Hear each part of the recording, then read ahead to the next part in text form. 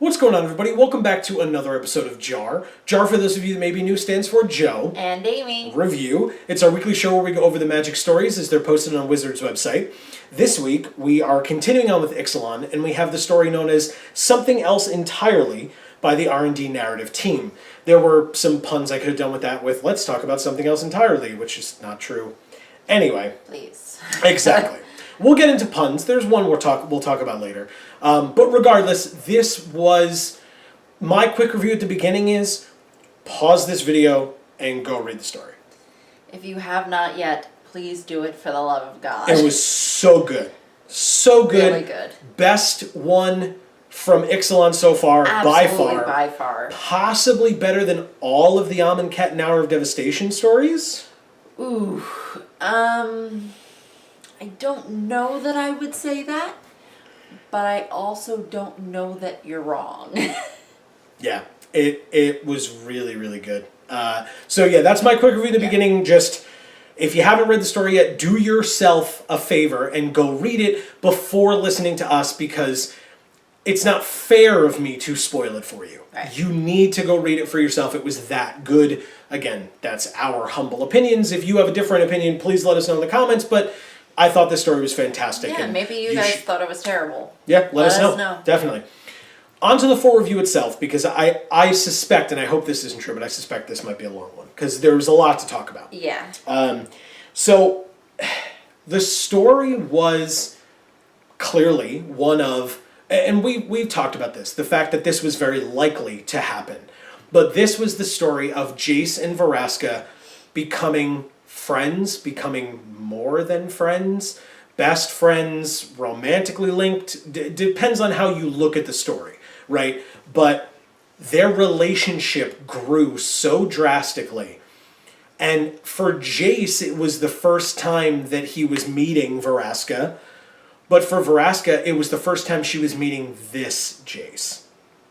And it was the first time we were all meeting this Jace, because no one has ever met this Jace before. It's a brand new Jace. Yes, exactly. And so, and yet, it led to a lot of funny moments. There were a lot of genuinely comedic moments. But I would say that they were solely in the first half of this story. I don't know that I was laughing at all towards the end. But I think in the middle. That's what. Yeah. Okay. I mean, that's why I tried to draw the dividing line. So maybe 3/4. Regardless, there was a clear line. Yes. Right, where the comedy stopped and it got real serious. In a great way. I was just going to say there is nothing wrong with that whatsoever. That is not a complaint. That is purely a statement of fact. It went from comedic, which is, you know what? I love that. I love that they started a serious story with comedic notes, because it allowed you to ease into it. Yeah. It allowed you to have this light, fun feeling going into some heavy, heavy stuff. Yeah. And the way they transitioned it was to go from comedic to touching and heartwarming, and then to heartbreaking. Yeah. And then back to touching again.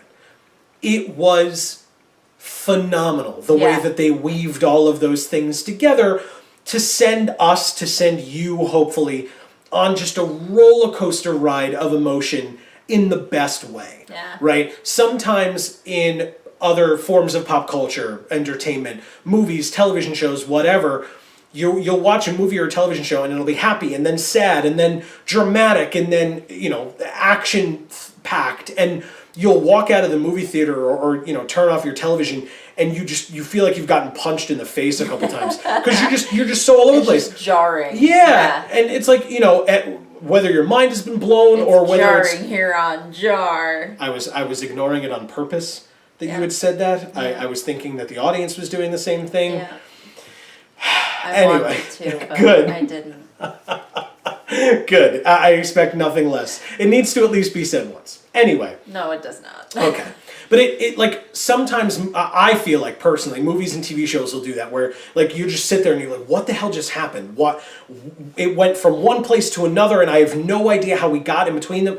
This, I think, was the opposite of that. This took me from point A to point Z, and it flowed perfectly through every letter in between. Yeah. Perfectly. It led us to each point, and I loved it. Yes, it was almost like a beautiful song. Yes. It was a melody of a story. It's funny. Looking online at people commenting on the story before we had a chance to read it tonight, of course I saw the memes and people... Sneaky. Yeah, it's almost like I just follow Twitter during the day because, for the hell of it. But I was looking online and it's so weird, right? Because people, and memeing is not weird to me. I get it. That's the internet and we live here. I get it. But looking online, the things that people were talking about this story, like there were a lot of discussions on breeches, the goblin, and there were discussions on, like there was like some political paraphernalia for Jace's ace and things like that. I don't know how that was the takeaway from this story for anyone. Yeah, no, I almost completely forgot about that garbage. Now that you're saying it, I'm like, oh, yeah, that was in this story. Yeah, Ew. breeches was in here. You know what? Breeches was the worst. I didn't mind breeches. I thought that it was weird to have him shoehorned in there, but I think again that was more of an attempt at continued humor. And to be fair, that was towards the beginning, so that was kind of easing you into the humor of it. It again, maybe for Amy, seemingly it fell flat. I'm sorry. To me, breeches is the annoying kid that tags along with you and your friends because they don't have any friends of their own. And you just want to punch the kid, but you feel so sorry for them that you don't. That's really sad. That's a sad way of putting that. No. That's the correct way to put it. I'm sorry. I don't know. I wasn't as offended by breeches as Amy was. I thought he was fine. I again, now we're spending a ton of time talking about breeches when it's not really necessary. No. So moving on, what I liked as well is the story in the beginning got to touch on like a lot of the different pirates. Right? I mean, we talked about Malcolm the Siren. We talked about the Quartermaster. We talked about breeches and other pirates who were, gambling. We saw the rowdy crew and just discussions of the crew in general. Seeing them at the getting ready to leave and go into the city of High and Dry and what they were planning on doing or whatever. I think they're kind of like starting to ease us into like see the diversity that there is for this pirate race or whatever. Mm-hmm. Pirate creature type. Yeah, let's go with that. Yeah. It's definitely not one race. No, it is not. Yeah, there's sirens, goblins, orcs, right. humans. And that's the point. Yeah. And I think that's kind of why Vraska is such a great captain for them.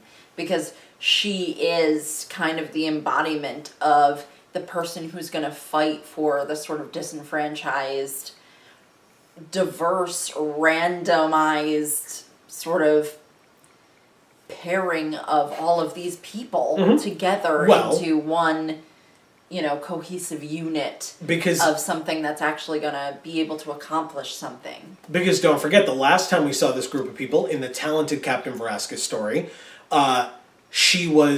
she mentioned that she had sought all of these people out or had, kind of done interviews or whatever in her entire crew. So she handpicked all of these people. Right. And in this story, they mentioned that she considers them to be her family. Yeah. Or did they? Maybe it was there. We'll talk about it later. There was a feature on Vraska today. Maybe it was in there. It might have been in there. Yes, but regardless, she considers these pirates her family here on Ixalan. And it's kind of funny that the last story was titled The Talented Captain Vraska because the story didn't blatantly tell us that. It showed us that with her actions, her talking and stuff like that. Like, that's how it was portrayed to all of us. And yet, in this story, it was told to us. Jace mentions it to her in one of those genuinely touching moments where he says, you know, you seem to be born to lead. You're a natural born leader and captain of these people. Right. And the way that they did it, it didn't feel like lip service. It didn't feel like reading facts off of the page because it was something that they wanted us to know as the audience. Right. You know, it made sense in that moment for him to have said that to her. Yes. Because she needed to hear it in that moment as well. Yeah. And that showed their evolution or their continuation of their friendship or their relationship with one another. Well, not just the evolution of their relationship, but also their personal, individual evolutions. Yes. As people. Yeah. You know? And you know, it said at one point neither of them wanted to hurt the other, which really was more tethered towards Vraska, because why would Jace want to hurt Vraska in this mental state? He doesn't know, you know, she's only been nice to him. Right. Like there's no, you know. But there's always probably going to be that sort of little tinge of fear in her head, thinking that something might just jog his memory in such a way that he might just turn into the old Jace again and maybe then want to hurt her. I mean... Well, and the difference between this story and the last story, the Talented Captain Vraska story, not the last week was the Shapers where we focused on the merfolk, but the last story where we focused on these characters. The difference is this story was told from Jace's perspective, whereas the Talented Captain Vraska was told from the Talented Captain Vraska's perspective. And because of that, you know, you had the moment in the Talented Captain Vraska story where Vraska was, as you pointed out, rightfully so, terrified of Jace learning the full extent of his powers. Learning more about what he could do. Because till the beginning of this story, he only knew that he could planeswalk and make illusions. Well, he didn't know he could planeswalk realistically. Well, he didn't know what that was, but he knew that he could reach into the back of his mind and attempt to go somewhere, but that he would then get thrown back and have a triangle appear above his head. Right. But that doesn't mean he has any semblance of the fact that if he goes to a different plane, you know, if this curse or whatever Nicol Bolas did to Ixalan breaks or changes or whatever, and he's able to actually leave Ixalan, that, you know, that's the same thing or something he can do and something he can do from whatever plane he planeswalks to at that point. Right. You know, he doesn't have any concept of that, really. Right. I just mean that he knows that he can physically attempt to use that kind of magic. Right, but he might even just think that it has nothing to do with the plane and it only has to do with his lack of understanding of his own power. Right. But regardless, that really, I apologize, that was not in any way the point I was trying to make. It's fine. The point I was trying to make is, in this story, he finds out that he can also read minds. He kind of gets that, I mean, this you've seen a million times before, of like, it's like the dissonance in the background and he's got like, you know, it's like pounding in his head of like sounds all around, and then he finally asks Vraska, like, Vraska, can I read minds? And she tells him, and he's like, why did, you know, and in the beginning of the story, it really feels like Vraska is holding a lot back from him. She doesn't want to tell him all of these things because, as we learned when it was told from her perspective, she's afraid of him, like you said. We don't have to be in her head to know that that's why she was hiding these things, because we've already been in her head and she said it already previously. And it hasn't changed, although after this story, I'd be curious to see if it has.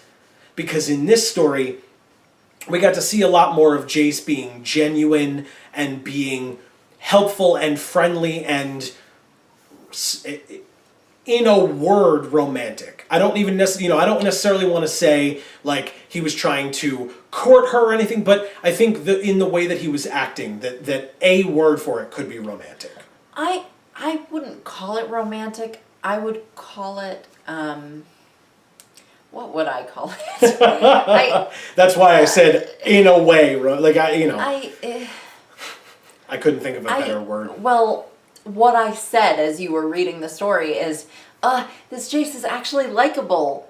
And then I got grossed out by the fact that I said that, because if you're at all familiar with our channel, I hate Jace. I have always hated Jace.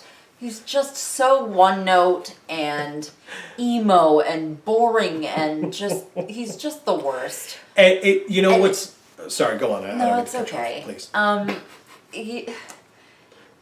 And I was surprised to like this Jace, and mad that I liked this Jace. Yeah, almost disgusted with yourself. But by the end of the story, I loved that I liked this Jace. Mm-hmm. Because that's how much I liked him. And we will see if and when his memories come back to him fully, or if he just comes to learn all of the things that, comes to learn all the things that he had forgotten during his fight with Nicobolus, if he'll actually keep some of this part of himself, and if that is the way that the narrative team is working to change Jace, because I will tell you, Amy is by far not the only one who has these opinions on Jace. By a country mile, she really is not. Like Jace, right? I mean, I guess I haven't. You know what? I will say this: I am aware of the fact that there are areas of the internet where you can go to read about different opinions, and that in certain places, the opinion that Jace is boring and one note and vanilla and milk toast or whatever other words you want to use to describe Jace Beleren, that could be a vocal minority. Whereas the majority enjoys him and just doesn't not vocal. And just doesn't go online and express their opinions on it. That is totally an option, right? That people just they see Jace on the cards, they read the flavor text with quotes from Jace, and they're like, he seems cool. And they may not even necessarily absorb the stories or read the stories or anything like that. They may only do it from that perspective. Or maybe they do, and they just kind of see themselves in that character and relate to him and therefore like him. He is the poster boy, or is billed as the poster boy, right? The Mickey Mouse, I call him that every time. He's the Mickey Mouse of Magic the Gathering. Yeah, he's just everywhere. Sorry. He's just everywhere. When they do it with somebody else, I'll call them that. He's instead. in basic lands now. That's true. He's in one of each basic. I love that. I think that's really cool. Yeah, I do too, actually. So then we talk about. We went from the light and lighthearted, etc. First of all, I wanted to say with one of the touching moments, Jace mentions to Vraska that she is a natural-born leader. She would be a good leader. And Vraska made a comment to say that nobody had ever said that to her before. And what was your point when I read that I part? said Nicobolus did. And I was trying to, play devil's advocate for you so that we could turn it into a discussion. I think that's a fair point. I think that's a fair point to make, is that Bolus did it. I think that the reason that Vraska says that no one's ever said that to her before is because Jace is being earnest in his statement, whereas I think Vraska may have an inkling of the fact that Bolus may have said it purely as a manipulation. Right. And purely in an effort to get her... He needs something. To massage her ego a little bit so that she would have said yes. Yeah. That's the only thing I can think of, because you're right, though. Because he said to her, I think you'd be a fine leader. I know you want to lead. And she was kind of embarrassed and taken aback by that. But it's true. She does. That is one of her main aspirations at this point. And even if Nicobolus was using that to manipulate her into doing what he wanted her to do, the reason why he said that instead of some other random statement is because it's true. Yeah. Yeah, and he's able to pick up on that from reading her mind or whatever. And being, to a point, honest is a good way to manipulate someone, because you're not just lying through your teeth with all these random statements, because then they can look at you and be like, yeah, no.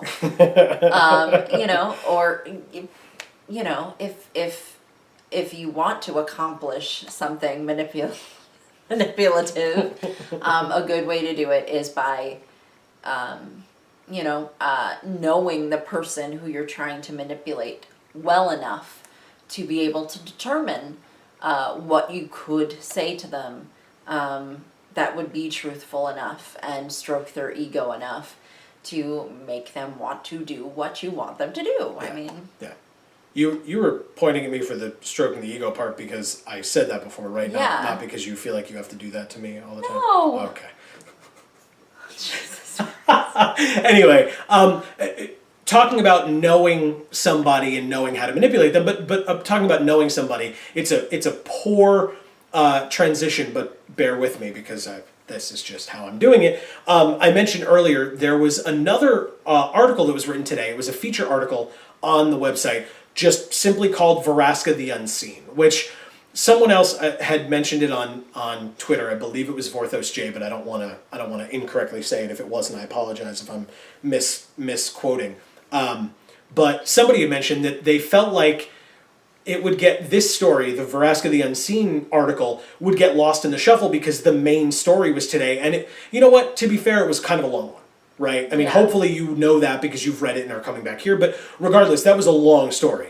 It was totally, I mean, every word was worth it, right? I enjoyed every second of it, but it was a long story. And so to then have to spend the time to go and read Vraska the Unseen, which of course was much shorter, but if you want information on the backstory of Vraska, if you're not fully aware of her, it's worth it. It was great that we got to read both. Yes. Because I think they sort of fit into each other nicely. Yes. I mean, we read the story first, and that article, it was an article technically. Yeah. Second. Feature article. But I think it could be done either way. And I think it would be just as lovely. I think that's fair, except for the fact that at the end of the Vraska the Unseen article, it does kind of reference the fact that she is getting to the point of finding Jace to be more of a companion. And while if you've been following along with the story at all, that has not been something they've been trying to hide. Right, that's not a surprise. Right, but getting there in this week's story was a great part of the story. Yeah. And so I personally would say read the main story first, then Vraska the Unseen, but I think it could go either way, because they don't go very in-depth with it. Yeah. I think it's very surface. Yeah. And then the story is very not surface. Yeah. So I think it doesn't matter the order, personally. And it's kind of interesting too, moving away from that and just to touch on the last little point that I wanted to bring up before we get into one other topic. This story had half-ish of Story Spotlight 4, but it also had half-ish of Story Spotlight 3. Last week we saw Story Spotlight 3, which is the Rivers of Rebuke. It was the merfolk like messing up the boats, right? Lifting them up, screwing them up in the water. Tashana, I believe, was the one who actually cast the spell before Kumena knocked her unconscious. But the Dusk, the vampire ship, and Vraska's pirates were converging on an area where the merfolk were, and the merfolk cast a spell on the water, or manipulated the water, to throw the ships into disarray, and Vraska calls for her men to abandon ship. But she says, abandon ship, abandon, and then gets knocked off the ship with Jace with a giant wave. And so that's where the story ends. That's your cliffhanger, if you will. It was a giant wave, but they also hit the rocks. The boat then hit the rocks, right. But I think the two of them had been thrown off beforehand, and then the ship smashed into the rocks. But regardless, yes, that is how it ended. It was the story informing you that which really just means that ship is destroyed. Oh, of course, absolutely, of course. Ugh. But the important thing is, for next week, you now have the merfolk, the vampires, and the pirates all in one place, not to mention Vraska and Jace, all in one place. But we haven't heard from the Sun Empire since the second story, right? Whatley and the Sun Empire in general. So I assume next week we will either have a continuation of Whatley's story / the Sun Empire story, a vampire's story, which would be kind of interesting, or a continuation of the merfolk, Tashana Kumena story. I don't know. Because I feel I really want to know what happens next with this, so I kind of wish it's not going to be any of that. Yeah, I'm being a little meta here because the 5th and final story spotlight also involves Jace and Vraska, and Jace falling off the waterfall, perilous voyage, and Vraska reaching over to try to get him. Well, they're already in the water right at the end of this story, Right, so I assume technically, yeah. So I assume that there's more to tell before that point. So we will see. But the reason I was mentioning is because we had that was Story Spotlight 3 of the ships, but at the same time, we also saw Story Spotlight 3 at the end of the last story, Shapers. So it was like half and half. Now I think that story is fully told unless we somehow get a vampire story and they also get, thrown around by the water. But we also got the thematic compass, right? We got Jace holding it. He fixed it because it was a little messed up. Which was dangerous but cool. I got so scared. I was like, oh my god. He just has a death wish apparently. Yeah. But no, he fixed it. He fixed it. Wonderful. Yep, that little gear was out of place. Oh, the new Jace. Although my question is, I wonder if that gear was out of place on purpose. It pointed them to Jace, right? I said that last week, a few weeks ago, whatever, that I suspected that the thematic compass pointed to Jace, which, as we found out in today's story, was in fact true, but we found out why, and it's because seemingly the compass points to areas of, like, substantial magic. So the Golden City has a large collection of magic. Jace planeswalking, or attempting to, of course, is another example of that. It's perfect. Of course Nicol Bolas would do that. Why? Because he's great at solving puzzles. Jace is. Who better to put at Vraska's side but Jace to figure out the puzzle of finding the lost city or whatever the hell. But you can't put regular Jace there because he's a prick. So you gotta wipe his mind first. Right? I don't know because, again, I think posited previously that it also could have been that Bolas thought / knew that if Vraska saw Jace, she would petrify him instantly. And if he didn't know her, he wouldn't resist in any way, nor would he necessarily know that he had the power to stop her in the first place. So that was my suspicion, was that Bolas led Vraska to Jace so that Vraska could get Jace out of the way and it would not be a problem, but I don't know. There's a lot of questions there, and I don't think this is the time nor the place. We will find out. Let's debate it in the comments. Yeah, you're welcome to, but we will find out, I'm sure. The last thing that I wanted to talk about is a little bit heavier. If you read the story, you know where I'm going. But as I typically do when we cover these kinds of topics, if you are not interested in hearing about some heavier stuff, some discussions on depression and where depression might lead, or torture and things of that nature, we don't blame you. We totally understand, which is why we are giving you this fair warning. Please, thank you for watching. Enjoy your day, night, whatever, and we will see you all next time. But to move on to that actual discussion very quickly, I don't want to dwell on it, but there was torture in this story. There was hardship in this story, and Vraska talked about her abuse. We heard about it originally in The Talented Captain Vraska, at least so much as, Jace tapped her on, or clapped her on the back or whatever, and she flipped out, and the orc pirate stepped up and was like, nobody touches the captain, and Jace was super apologetic. And in this story, Vraska felt comfortable enough to share her story with this new Jace. Yeah. And which really shows some personal development, because if you remember the other story, she didn't even want to get touched. Yes.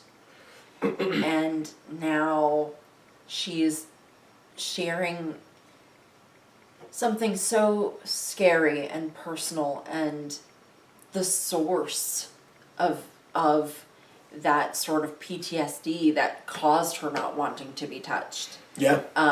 She's sharing that with someone who is basically her archenemy. Yeah. Yeah, or who she originally believed to be her archenemy. Yeah. That's, or who at one time was. I mean, that shows incredible strength on her part, on top of the fact that it shows her, just her ability to accept somebody for being who they are at the time that they are that person. Right. Because at the time that he was the old Jace, you know, they were so at odds with each other. And now she's able to do this with him. I mean, that's incredible. Yeah. And, you know, she even says at one point that we are not strangers to this kind of discussion through the magic stories, because it has happened at least twice in the past, I believe, with planeswalkers.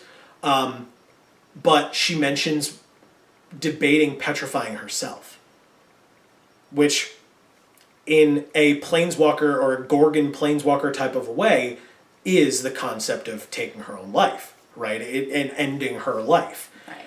And again, heavy stuff. But if you've gone through what she went through, it's not uncommon to hear that from people who have gone through those things, because they want the pain to stop. They want the torture to end, and they don't see a way out, right? And if any of you have done any research or maybe just know for having lived it yourselves about that, that's very tough. And I've never, I don't know that why I haven't, but I've never said it on the show before. But if that is any, I'm not, I think it's because I'm not the voice of reason, or I shouldn't be for any of you, although I appreciate it if you listen. But if any of you have ever felt that way or are feeling that way, please, even if it's for me, I don't know you at all, but even if it's for me, please don't ever hesitate to ask for help. That is not something that should ever be something you should be ashamed of.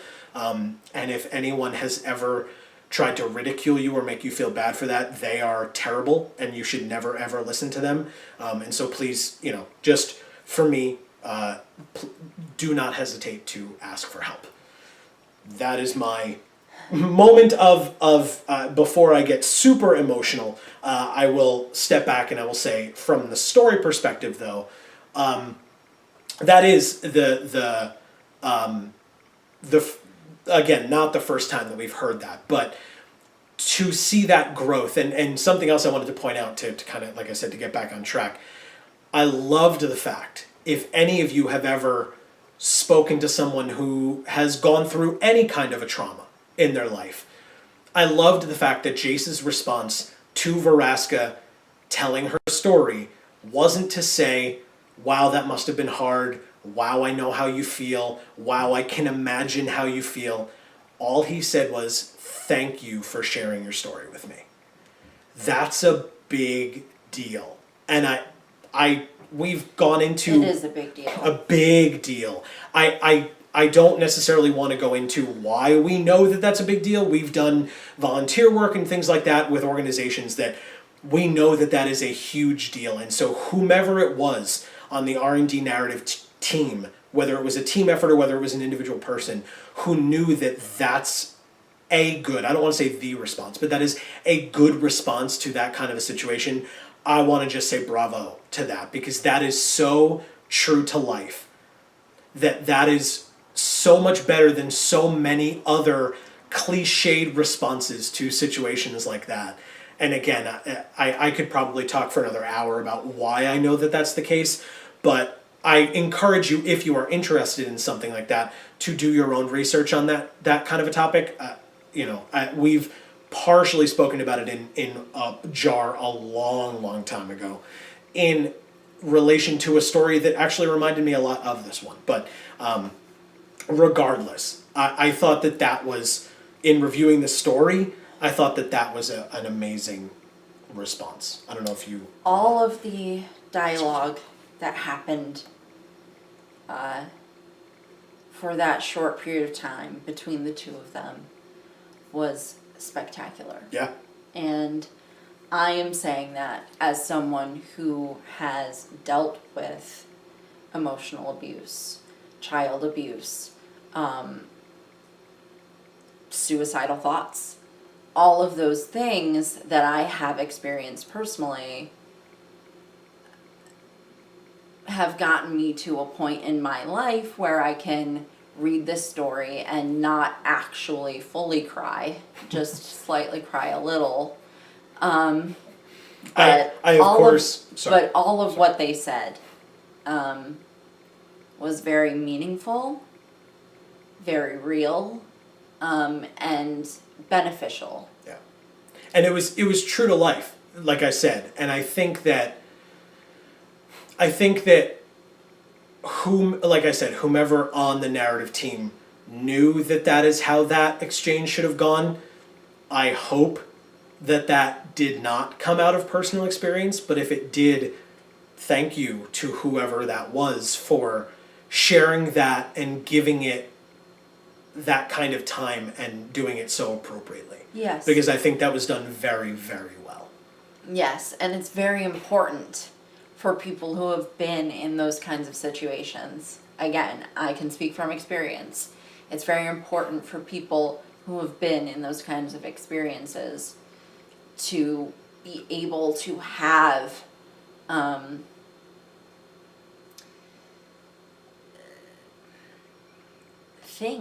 things that talk about it and show appropriate responses to those kinds of things and give a sense of,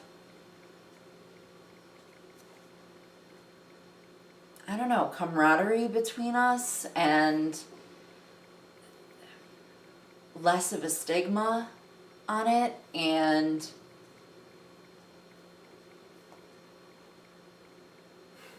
just a broader knowledge, like real knowledge of the kinds of things that are actually helpful to someone when they're in a situation like that. Mm-hmm.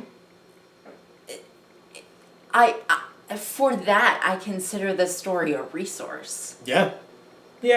It's a thin resource in that there Yes. are, scholarly articles or whatever that are probably better, but for a... I wouldn't go so far as to say that personally. Fair. But you know what I would say though is that this is a resource in that you don't see it coming. And so if you needed that information but either didn't necessarily know where to look or were too afraid to look for it and just happened to come upon it in this story, maybe this helps somebody. Because they read it and they kind of internalize even a bit of it, right? And realize that it's okay to talk about it. It makes you feel better to talk about it. And... Well, not just that. I mean, it's good for people who don't have a reason to need this information to read this story, and then years later in their life not even necessarily notice that it's kind of molded their way of thinking slightly, Mm-hmm. so that when they do come across someone who's been through this and they need to talk to this person about something so personal and scary and real, they can do it in a more effective manner. Yeah. A way that's actually helpful to that person, as well as in a way that allows them to actually get close to that person, Mm-hmm. instead of the sort of stereotypical ways that people respond to those things, which really just keep that person at arm's length. Yeah. For the sake of your own self-preservation, I guess. Mm-hmm. I don't know what it's for the sake of, Right. Other than, well, I don't know what to say, so I'll just say this because it'll get you to stop talking about it. Well,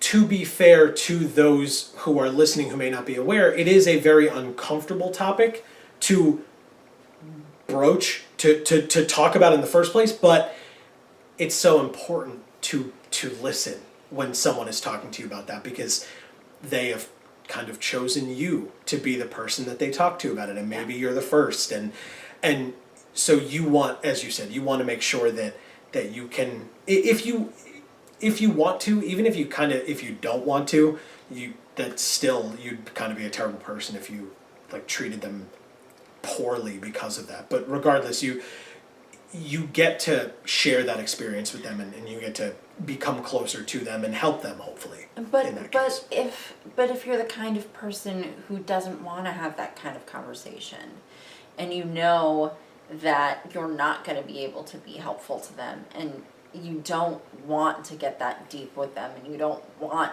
to be able to have that kind of close relationship with this person, then maybe it's better to not necessarily use this story as a resource of how to talk about these kinds of things with them, because you don't want to forge a relationship with them that they will consider to be extremely valuable when you're not going to hold it in as high a regard. Right. So I will caution that to you as well. It's important to not do that to somebody who really needs to have sort of a stable relationship with the one person that they're going to have this real conversation with. And maybe it's not just a one person kind of a thing. Maybe they're comfortable enough with it at whatever time in their life they're having this conversation. But as he said, it is very much the kind of thing where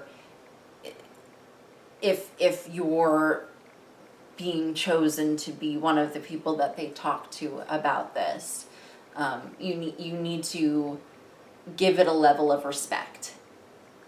That if you realize you can't provide, that you should sort of respectfully decline it. Mm-hmm. Yeah.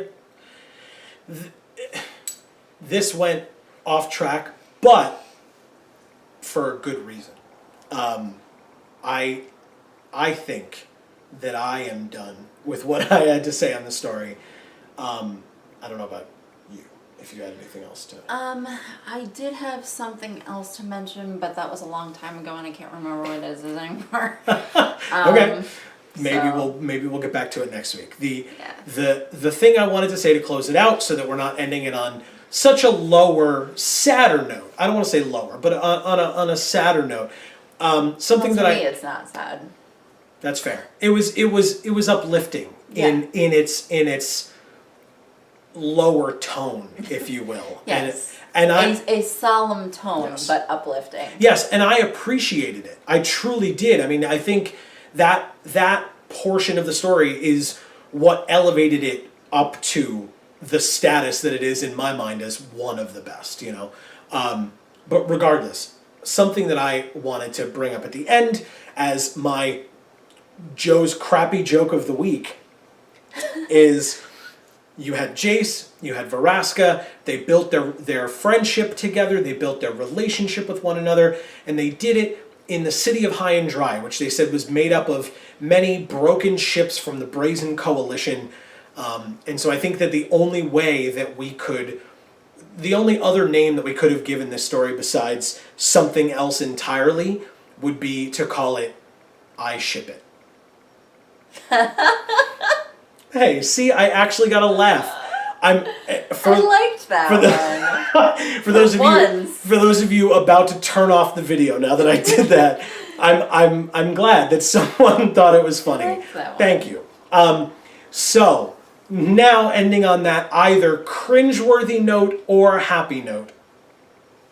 Thank you guys so much for watching this episode of JaR. We really hope that you liked the story as much as we did. If you did not, as we said earlier, please let us know why. If you had thoughts on the heavier parts, let us know what you thought. Yes, or I will our discussion. read it and I will comment back if it needs an answer. Right. You know, if it's not just some rhetorical comment. Right. Then, you know, I will respond. I will read it. Yeah. I will care about what you have to say. And feel free to have discussions with one another as well. If you see a comment that you want to talk about. That's clearly what it's there for. So thank you guys so much, as I said, for watching this episode. I will do the shameless self-promotion because that's what I do, but we actually just had a booster box opening for Ixalan. It just came out this past Monday at the time of filming. This past Monday, it was actually a pretty good one. Pull rates were supposed to be down, at least rumors dictated that.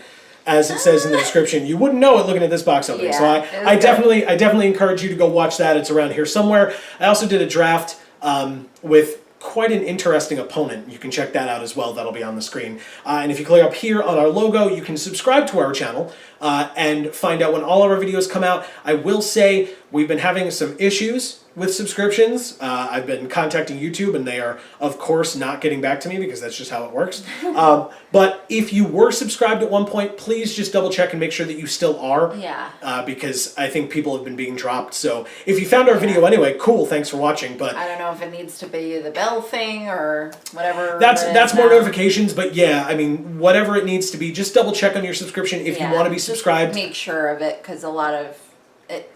Seemingly, people have been lost along the way. So, this has been another episode of JaAR on Geek for All. I just wanted to say thanks so much for all the views that we got on last week's JaAR. You're talking about 2 or 3 weeks ago. Okay. Jace alone. Okay. Jace alone was a big one for us. So, yeah, I just want to say thank you for everyone who watched that episode because the number of views on that video is just incredible to me, and I want to thank everybody who watches every one of our videos, right. but I mirror Amy's thank you as well because every view, every viewer is important, right? Yes. Whether you watch 5 seconds in the beginning and you're like, oh, this is stupid, and click off, or whether you're watching even till now as we ramble on and on the first 5 minutes nonsense. for us usually is slightly stupid. I'll concede to that. And then at the end, I make ship it jokes. Yeah. So, why not stay for that kind of comedy gold? Anyway. Girlfriend tag or whatnot. Nice. So, this has been another episode of JaAR on Geek for All. I want to thank you for joining us as we showed off our... Hashtag Vorthos Pride. I almost forgot. I know. I was so mad. And as we always say, guys, in whichever video of ours you watch next, we will see you all next time. Thanks, everybody.